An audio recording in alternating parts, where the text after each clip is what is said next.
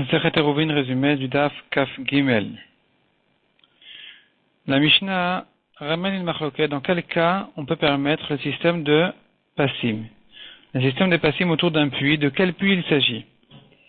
Donc, sachant qu'un puits qui sert à un particulier, il y a plus de raisons de l'interdire, parce qu'on craint que un jour ou l'autre, le puits va se vider, il n'y aura plus d'eau, et que la personne en question, le propriétaire, ne saura pas qu'il lui est interdit dorénavant de porter la main entre les passim. Tandis que si c'est un endroit public, un puits public, alors on suppose que certainement les gens vont se rappeler les uns aux autres. Deuxièmement, si c'est de l'eau de source, ça ne se termine pas. Si c'est de l'eau de pluie, on devrait plus craindre que ça se termine. Donc la Gemara ramène ici effectivement une marloquette. Une marloquette où selon Rabbi Akiva, on ne permet que si le puits, il n'est pas un puits d'un particulier de pluie. Dans ce cas-là, il serait interdit. Mais dans tous les autres cas, c'est permis.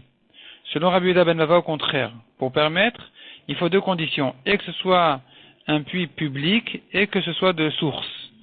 Sinon, on ne pourra pas le permettre avec un système de passim, il faudra faire une barrière de cordes tout autour du puits.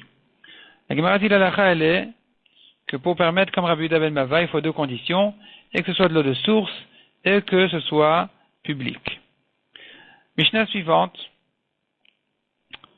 Quelle est la surface d'un karpef qui est interdite? Donc on sait bien, un karpef c'est un endroit qui n'est pas habité, même s'il est entouré de barrières, s'il dépasse une certaine surface, il est interdit de porter là-bas.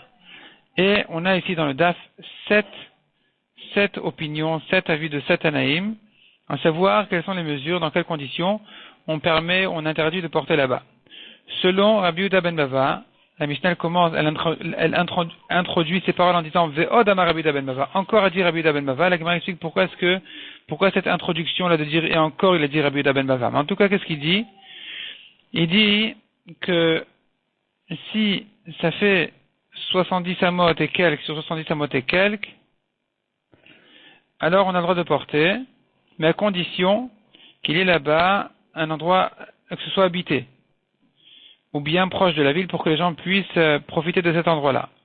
Rabbi Yehuda, lui, deuxième avis, lui il permet, même si c'est pas vraiment habité, à partir du moment où il y a là-bas un puits, il y a là-bas un endroit qui pourrait être utile, c'est bon aussi. Rabbi Akiva dit mieux que ça encore, même si il y a rien du tout là-bas, c'est un terrain simple, qui fait 70 sur 70, comme on a dit, c'est permis. Mais plus grand que ça sera déjà interdit. Rabbi Eliezer, il dit, si la longueur fait plus que le double de la largeur, même d'une amas, c'est interdit de porter. Donc c'est limité à une longueur qui fasse le double de la largeur. Rabbi aussi dit, comme Rabbi Eliezer aussi, longueur le double de la largeur c'est bon, mais la Gemara explique que la nafkamina entre eux, elle est qu'est-ce qui est le karpef idéal, un carré ou un rectangle. Mais les deux sont d'accord que de toute façon on le permet. Et enfin nous avons encore Rabbi Ilai qui dit au nom de Rabbi Elazar que même si c'est immense, c'est bien plus que 2 CA, bien plus que toutes ces surfaces-là qu'on vient de citer, il est quand même permis de porter là-bas. Il dit autre chose encore qu'il a entendu en son nom, deux autres halachot. Une halakha qui dit les voisins, les habitants d'une cour, d'un khatser, dont un d'entre eux a oublié de faire le hérouv, de participer au hérouv, eh bien il peut annuler sa propriété et il sera permis à tout le monde de porter de chez eux à chez lui, mais pour lui ce sera interdit. Deuxièmement, autre halakha encore qu'il a entendu au nom de Rabbi Elazar, c'est que pendant Pessah, il est permis de faire la mitzvah du maror avec une herbe amère qui s'appelle arkabaline. Mais Rabbi Ilai dit, j'ai cherché parmi tous les élèves de Rabbi Elazar, et j'ai pas trouvé encore un qui a entendu ces halachot-là en son nom, comme moi. La Gemara ramène encore un Tana, qui n'est pas cité dans notre Mishnah, mais qui est cité dans la première Mishnah du Perek, qui lui aussi, il pense que les passim viennent permettre une surface de 70 amot et quelques sur 70 amot et quelques. Et la Gemara dit qu'il y a quand même une petite nafkamina entre Rabbi Akiva qui a donné ces mesures-là et le premier Tanakama, c'est jusqu'à combien on permet, est-ce que c'est limité à 70 amot sur 4 fachim, 70 amot et 4 fachim sur 70 amot et 4 fachim, ou bien il y a encore un peu plus que ça.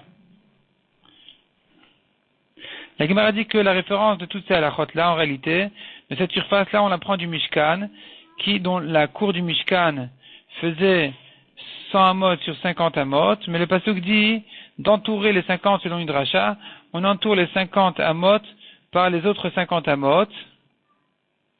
Donc le carré du 50 sur 50, on l'entoure du deuxième carré de 50 sur 50 pour en faire un grand carré qui va donner 70 et quelques sur 70 et quelques. La Gemara dit, en ce qui concerne l'alacha, la Gemara ramène une machloket, est-ce que l'alacha est comme Rabbi aussi? Pas une machloket, ça se complète, pardon.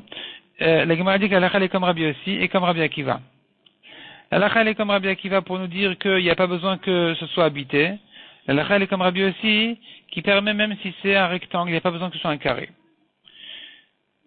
Autre sujet que la Gemara ramène ici, un grand carpef qui était plus grand que la surface permise, mais il était habité.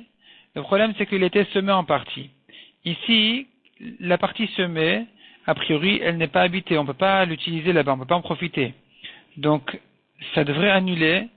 Au moins à cet endroit-là, on devrait faire attention qu'il n'y ait pas la surface d'un carpef. Et la Gemara va continuer à rentrer dans les détails. Est-ce que ça interdit tout le carpef, oui ou non? La Gemara ajoute, par contre, dans le cas où c'est des plantations d'arbres et non pas, c'est pas un endroit semé. Alors là, on peut y profiter entre les arbres, on peut se servir de cet endroit-là. Et donc, ça s'appelle quand même que c'est habité et on pourrait toujours porter là-bas.